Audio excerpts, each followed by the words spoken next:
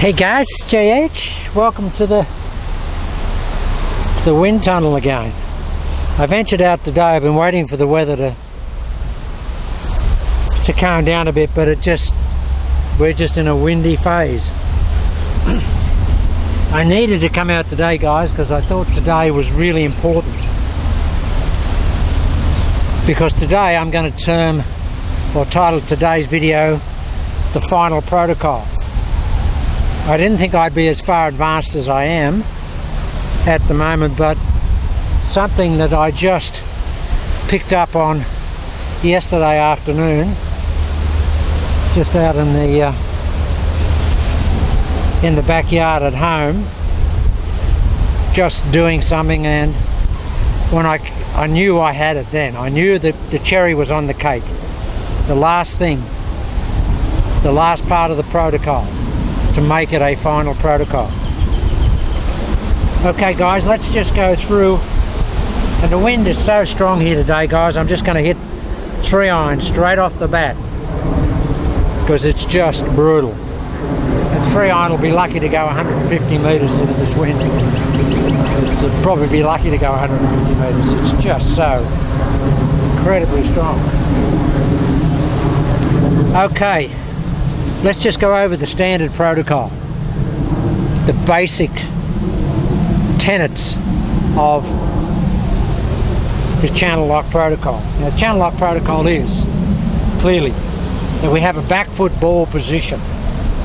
Back foot ball position can vary. It can vary the width of your foot. It can vary to the extent that it's just a little inside your foot. It can be a little bit behind your foot. But it has to be in a position where it will enable you to swing the club beside your body.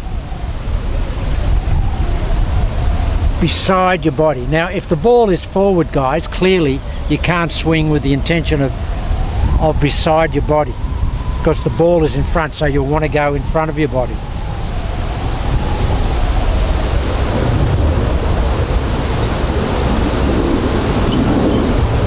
So that's the number one base tenet. Number 2, aircraft. Number 2 is, of course, the closed shoulders at impact. We're playing the ball back. To facilitate playing the ball back and being able to hit beside our body, we need to have our shoulders closed. If we didn't have them closed, guys, how do we hit beside our body? We'd have to hit in front of the body. So we've got to turn the chest so the chest is pointing over here, so the arms can swing in front of the... You've got to be... Okay, I'm still swinging my arms in front of my chest, but not in the conventional manner, in that the chest normally is in this position here. It's above the foot line. But here, the chest is outside the trail vertical axis, here. I'm still swinging in front of my body, here, but I'm not swinging in front of a parallel body. I'm swinging in front of an angled body. And if this is beside my body, then this chest portion is outside the body. It's outside over here. It's not in front. It's outside. And that's where we want to swing. So that's the number 2 part of the tenet, or one of the number 2 tenet, or the base, one of the base components of the protocol. Now, why do we want to do that, guys? We want to do that because, and I have to get close to the microphone because the wind is so bad. We have to do that, guys, because keep the shoulders closed, because we want to start the ball in a consistent direction every time, and that is into out. The starting direction will always be the same. What it does after the starting direction is relative to how much angle you have in your into out across the target line, and how much open or closed down faction you have on the club face itself, as to what it does after it starts. But we basically want to have a golf ball that starts just a little right of the target line every time. It's what we call a controlled push action. That's why we want the shoulders closed, and we want to be able to attack the ball from inside to out. Now, very hard to do that when the ball is up here, guys. Very hard to get in here, because we'll get a lot of tip back and we'll get a lot of body, you know, conflict and consternation. You know, your balance factors will be working against each other. But if you have the ball off your trail foot at address and you have your shoulders closed, that will predominantly set the weight and the mass into the trail vertical axis, which is this side of the body. And this is the trail vertical axis here. So it will set it in there, guys, predominantly, so that I feel like this as a feeling. That's what I feel like. I don't get that as an actuality in the golf swing, because we've got a lot of momentum and a lot of energy, and the mass of the arms moving out there, so it's going to, you know, take a lot of the mass of the body in this direction here to support it, to support the speed and the energy of the arms.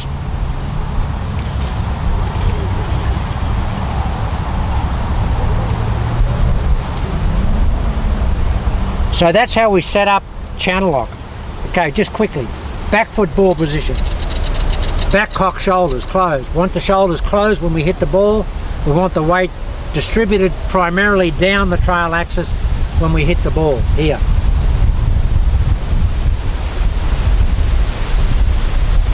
And the club goes out to the ball, guys.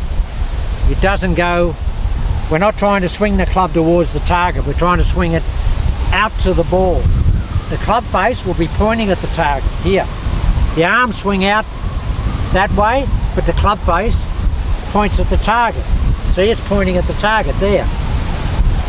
Here. But we're not swinging the whole apparatus towards the target. We don't want to do that, because that'll give us a rolling action. Okay, so that's the base protocol of channel lock and the base tenets of channel lock. Now the final cherry on the cake for me, guys, which will enable you to hit consistently, and I believe from now on I will always hit the ball in a specific direction. I will never pull the ball, and I will never drag the golf ball, because I have a mechanism now that will set the direction of the club on an infallible path of application to the ball. Now the last part of the protocol, which I call, you know, the cherry on the cake for the final protocol, is this, guys. Once we've taken the club back here and we start down, we feel like there's a bungee cord attached to this into a stake over there in the ground. And that trail shoulder, guys, is being pulled and maintained in that position there as much as we can get it. It just feels like this. I said that you've got to have your shoulders closed and you have to work out a way of doing that. Well, I found that the real easy way to do it is key on this here, that shoulder joint there, and just fixing it in space here, and then we just fire away from it here. It just feels like this. This is anchored, anchored, anchored, anchored. And the more you can anchor it, guys, the more pressure it will push down that trail vertical axis. Now, is it deliberate? Absolutely and categorically. Absolutely deliberate. You've got to feel like this is just welded back here. Here. That's what it feels like. And guys, you'll feel that your arms will just whip away from that trail shoulder like that. If the trail shoulder is shut, you can bet your life that the lead shoulder is going to be shut. It's not going to run off by itself and open up and direct that lead arm to get around here and pull the ball. It won't do that.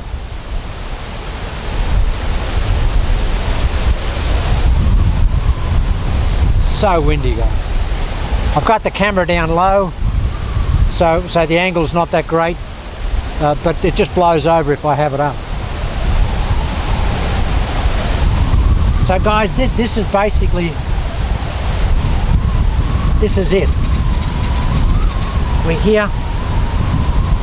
And guys, feel that trail leg is flexed. And you want to maintain as much flex in it during the backswing and coming down here. The more you can maintain the flex in it, the more the weight will remain over that trail side, and this fulcrum here will be stabilized, the fulcrum being the trail shoulder point here, and that arm can move away from it here. But if we straighten it and we roll that shoulder, guys, we'll go towards the ball as well as the club head, and we don't want to do that. Now, this is 3-iron.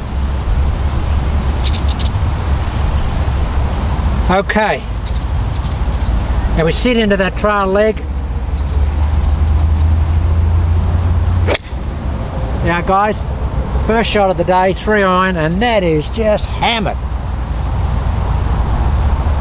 Straight into that wind. That is just nutted, as we say down under.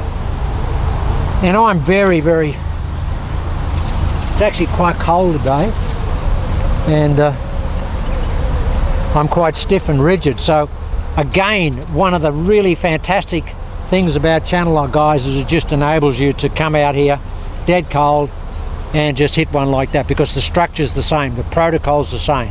We don't have to go looking for our golf swing. We just count down the protocol and it's there. Sit into that trail leg.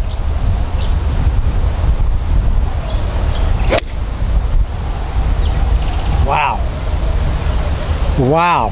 What happens, guys, when I know my shoulder's shut and the shoulder girdle is shut at impact and a little bit post impact, I get this finish here. That's what I call a shoulder block. My normal finish is here, which means I haven't got as much shoulder block on the shot as I want. Now the shoulder block is just this, guys. The shoulder's blocking the release of the club going around here. It's blocking it. It doesn't want to go around there because these shoulders are blocking it. But the cherry on the cake for the final protocol, guys, is the anchoring of this trail shoulder in space, like it's tied to something.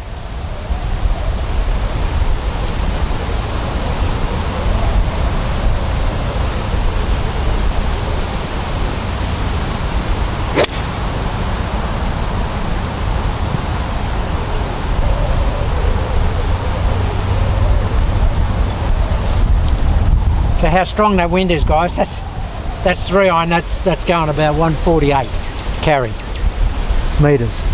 Just brutal. Probably go about 130 now. And I can normally carry 3-iron about 195 meters. So it's about 60. This is a 60 meter wind.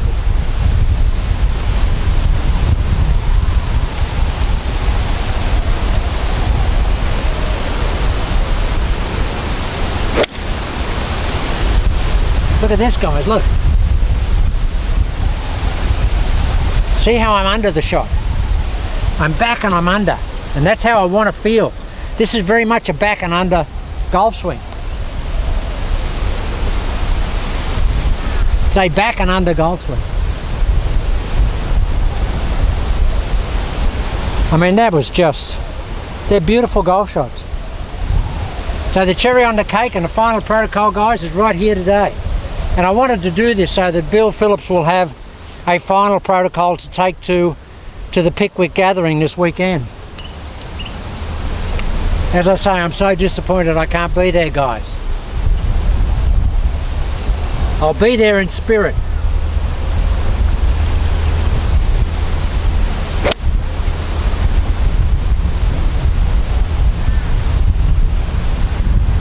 It's fantastic, it really is.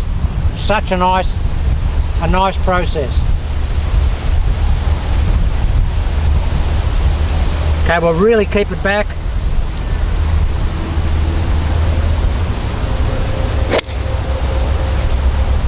Look at this for a finish, guys. Look at that for a finish. That's how I want to finish. That's the protocol. That's what I want it to do. Now guys, it's really windy. I've got a couple of guys here coming for a little bit of a lesson. So I'll just kill it here. I'll come back and I'll hit some other shots. Hopefully when the wind goes down and we can hit some fuller shots. But they're beautiful shots. But we'll talk about the final protocol in its total essence on the next video. Okay guys, and hopefully the weather will be better by then.